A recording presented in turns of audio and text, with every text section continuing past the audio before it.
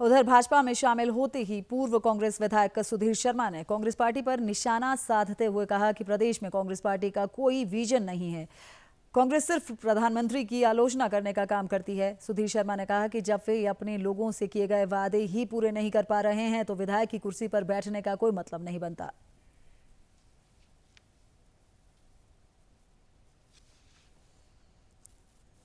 Party ने 10 गारंटियां लोगों को दी थी।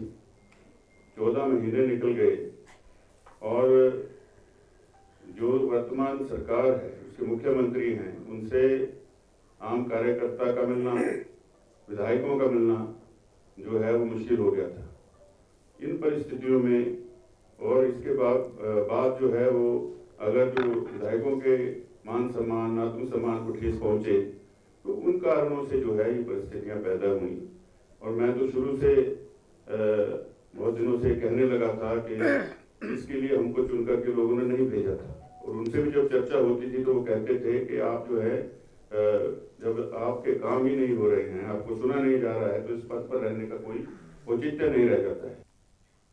वहीं राजेंद्र राणा ने आरोप लगाते हुए कहा कि जब से राज्य में कांग्रेस की सरकार बनी है तभी से उनकी कोई सुनवाई नहीं हुई। सरकार की ओर से युवाओं को रोजगार देने सहित अन्य मुद्दों पर गौर नहीं किया गया। उन्होंने कहा कि मुख्यमंत्री तानाशाह बन गए हैं और लोगों को अपमानित कर रहे हैं। उन्होंने कहा कि वो इस अपमान को चुप रहकर नहीं सह पाए और जल्द ही उन्होंने मुख्यमंत्री पर मानहानि का भी दावा किया है।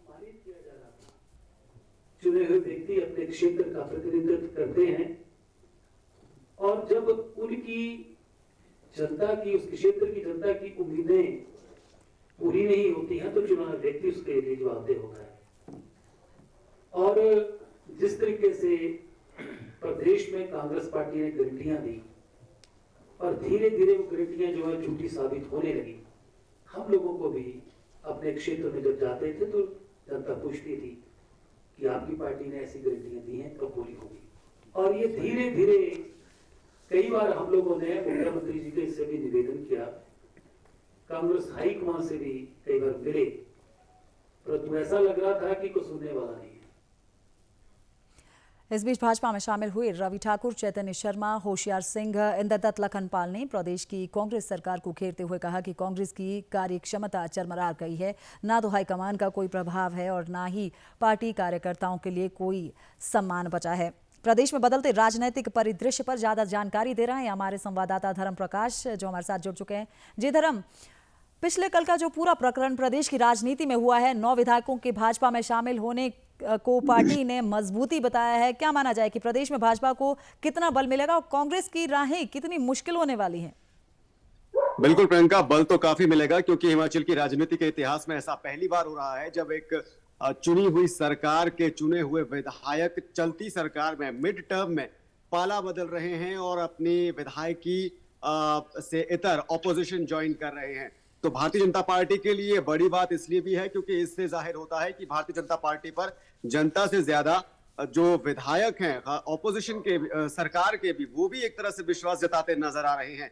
और दिल्ली में जिस तरह से अनुराग ठाकुर केंद्रीय मंत्री की मौजूदगी में इन 6 कांग्रेस के बागी विधायकों ने भारतीय जनता पार्टी का दामन थामा है, उससे ये संदेश प्रदेश में एक बार फिर से जरूर गया है कि सरकार, प्रदेश सरकार के प्रति जो खुद के विधायक सरकार के हैं उनमें एक तरह से विश्वास और भरोसे को लेकर कमी दिखाई दे रही है। और इसी कमी का जिक्र, इसी कम होते भरोसे का जिक्र सुधीर शर्मा ने भाजपा ज्वाइन करते ही अपने प्रेस कॉन्फ्रेंस में, अपनी स्टेटमेंट में भी किया है। पीटर हॉफ में जब इन सभी विधायकों का, पूर्व विधायकों का, कांग्रेस के बागी विधायकों का जब स्वागत किया गया भाजपा कार्यकर्ताओं की तरफ से, जयराम ठाकुर भी उस दौरान मौजूद थे, राजीव बिंदल प्रदेश अध्यक्ष वो भी मौजूद रहे। और इस प्रेस कॉन्फ्रेंस में राजीव बिंदल ने भी ये साफ किया कि प्रदेश की राजनीति में ये एक ऐतिहासिक पल है जब सरकार के विधायक सरकार को छोड़कर ऑपोजिशन ज्वाइन कर रहे हैं। तो जहां तक मजबूती की बात है तो प्रदेश भाजपा इसे मजबूती के तौर पर जरूर देख रही है। हालांकि कुछ एक स्वर विरोध के भाजपा के अंदर से भी निकल कर आ रहे हैं, लेकिन क्योंकि भाजपा एक मजबूत केंद्रीय नेतृत्व के साथ आगे बढ़ती है तो ऐसे में इस तरह के विरोध का कोई खास असर पार्टी पर पड़ता नहीं है। लेकिन प्रदेश स्तर पर भाजपा के लिए ये एक बहुत ही महत्वपूर्ण, बहुत ही ऐतिहासिक और बहुत ही बड़ी बात जरूर है। प्रियंका। जी धर्म, कांग्रेस पार्टी के लिए ये एक बड़ा झटका जरूर है। क्या लग रहा है कि अगला कदम क्या हो सकता है कांग्रेस का?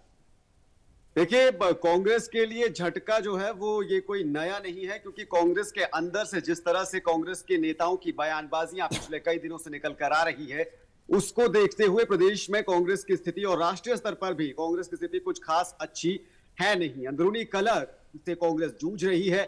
अभी हाल ही में आनंद शर्मा जो केंद्र के बड़े नेता हैं कांग्रेस के, उनकी तरफ से भी एक तरह की बयानबाजी प्रदेश के हाईकमान जो कांग्रेस के हाईकमान के खिलाफ की गई थी जातिगत जनगणना के मुद्दे पर। फिर प्रतिभा सिंह, प्रदेश के स्तर की बात करें तो प्रतिभा सिंह की तरफ से चुनाव लड़ने से इनकार कर दिया गया पब्लिक प्लेटफॉर्म पर बाकायदा प्रेस कॉन्फ्रेंस बुलाकर।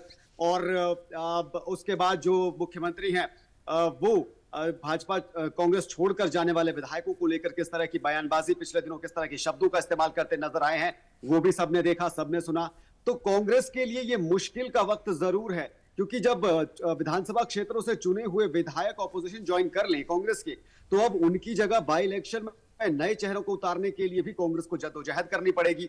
साथ ही साथ जो मौजूदा 34 विधायक है उनको भी जो कांग्रेस छोड़कर बीजेपी में ज्वाइन जो विधायक कर गए हैं, उनकी तरफ से ये दावे किए जा रहे हैं कि सरकार के अब जो बचे हुए 34 विधायक हैं वो भी एक तरह से खुश नहीं है सरकार से। सुधीर शर्मा की तरफ से भी ये दावा किया गया है कि कुछ और विधायक उनके संपर्क में हैं और आने वाले लोकसभा चुनावों के बाद प्रदेश में सियासी समीकरण और ज्यादा बदल सकते हैं।